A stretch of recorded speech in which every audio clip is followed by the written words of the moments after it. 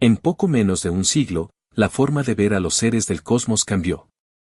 Si bien en el siglo XVII se sigue hablando de generación, ya no se habla de ella en los mismos términos. En el conocimiento de los seres ya no cuentan todos los saberes y experiencias.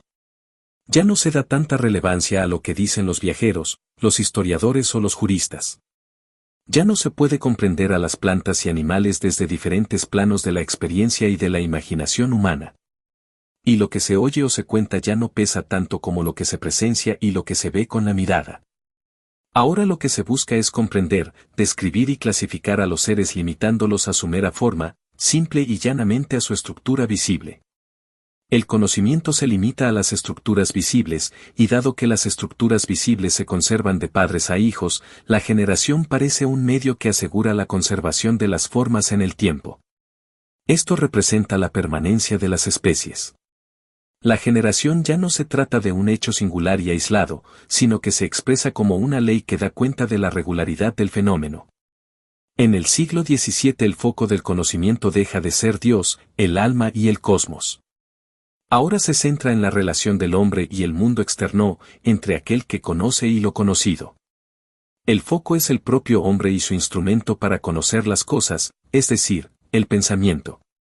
Ya no se trata tanto de captar las señales, signos y similitudes para comprender las intenciones de Dios, ahora la ciencia exige observar, unir y clasificar los fenómenos para dar cuenta del orden que expresan, dar cuenta de su regularidad. Las analogías ya no son el medio por el que se construyen las relaciones entre los entes del cosmos, sino que se remite a una ley, o conjunto de leyes, que dé coherencia a los diferentes fenómenos y explique las cosas tal cual son, tal cual aparecen a la vista. El problema es encontrar un medio para descifrar el mundo externo. Ya no interesa tanto el problema de la creación, sino cómo funciona la creación. Se podría admitir que todo lo que vemos es una creación de Dios, no obstante, esto deja de ser relevante y lo que importa es cómo funciona lo creado. Para comprender cómo funcionan los fenómenos del mundo externo es preciso encontrar un instrumento que permita describir el orden y la regularidad de los objetos externos. Se trata de un ejercicio de desciframiento. Galileo afirmaba que la filosofía era un libro abierto y que para comprenderla había que esforzarse por comprender los signos con los que estaba escrita. Leibniz también tenía una idea del conocimiento como un desciframiento. Para Descartes es preciso imaginar un orden para relacionar los símbolos desconocidos en un texto con caracteres desconocidos y darles un sentido. Descifrar es encontrar el sentido de un mensaje con caracteres desconocidos mediante un conjunto de caracteres conocidos por quien descifra el mensaje. De este modo, importa más encontrar un sistema de coordenadas, una clave, para comprender el sentido de la naturaleza. Importa más encontrar un código propio que el código que se usó para crear las cosas. Se le da más importancia al descifrador que al codificador. El pensamiento y el esquema que impone al mundo externo tiene más relevancia que adivinar las intenciones del Creador, puesto que probablemente esta sea una tarea inútil. Ahora bien, la plenitud del sentido y la coherencia son lo que determina la exactitud de esta clave. Asimismo, un saber tiene valor en la medida que tenga un poder explicativo amplio y certero, que permita hacer predicciones. El instrumento es siempre el pensamiento. No obstante, tenemos que aprender a utilizar el pensamiento de forma efectiva. El pensamiento se debe reducir a una combinatoria de elementos. Se trata de establecer un abecedario del pensamiento como insiste Leibniz.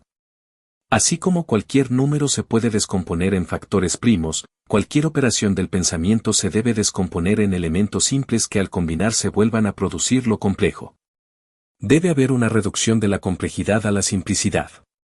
Y la imaginación llegará tan lejos como lo permita la combinatoria de estos elementos del pensamiento. El principal presupuesto del conocimiento como desciframiento es que el sistema de coordenadas nunca cambia. Se presupone que todo lo que se presenta en la naturaleza tiene un orden. Se debe eliminar la posibilidad de que un genio maligno o cualquier fuerza externa hostil pueda cambiar las reglas del juego.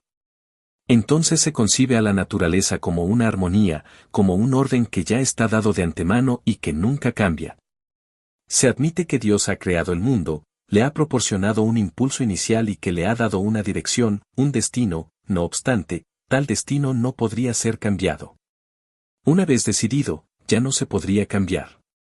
Si las reglas del juego cambian, la ciencia se vuelve algo imposible. Si bien en el siglo XVI todo lo que el hombre imaginaba era posible para Dios, en este siglo las cosas están sometidas a regularidades representadas por leyes y esas leyes no pueden ser cambiadas ni siquiera por Dios.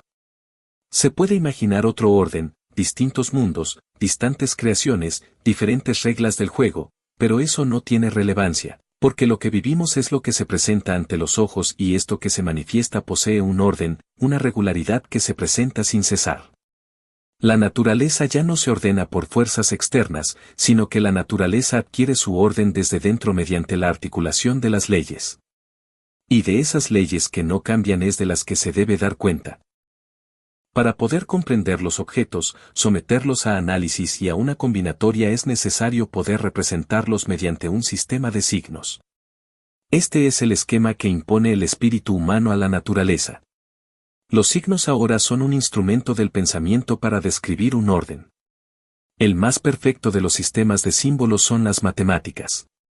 Las matemáticas son un lenguaje que posee símbolos que pueden someterse a combinatoria y deducir proposiciones que se siguen de esta simplicidad. Galileo decía que la naturaleza estaba escrita en el lenguaje de las matemáticas y sus símbolos son figuras geométricas. La ciencia, a partir de entonces, solo se puede expresar en términos matemáticos puesto que es el único sistema de signos que puede descomponer los objetos de la naturaleza y volverlos a componer. Solo es ciencia lo que es matematizable. Y si bien las matemáticas de Galileo tienen un carácter geométrico, pueden extenderse al grado de volverse un conocimiento analítico, más algebraico. Las matemáticas de Newton volvieron a introducir una fuerza invisible a los sentidos, pero esta vez, el rigor de estas exigen la existencia de esta fuerza. Es necesaria su existencia, aunque se desconoce su origen. Y es que, una vez más, lo que importa no es tanto el origen de las cosas sino su orden, regularidad y funcionamiento en el presente. La física moderna data de este siglo. Si bien esta transforma la forma en que vemos las cosas, su éxito se debe a que es la única ciencia que se puede expresar en términos simples, en un lenguaje matemático. A partir de entonces, poco a poco, este intento de cuantificar los fenómenos iniciado por la física del siglo XVII se extiende a demás campos del saber.